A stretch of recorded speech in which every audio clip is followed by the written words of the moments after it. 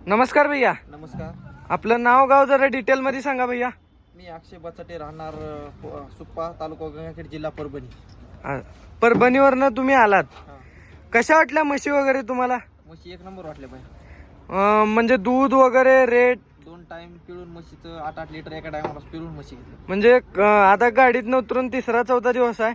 16-16 litre तुम्ही 2 टायमाचं दूध मापलेले. 2 तुम्हाला म्हणजे पहिले वाटलेलं की एवढं दूध देतील का म्हशी, पण प्रत्यक्षात तुम्ही बघितल्यावर तुम्हाला विश्वास बसला. आम्ही स्वतः चेक करून दूध 8-8 लिटर एका टायमाला पिळून म्हशी घेतलं.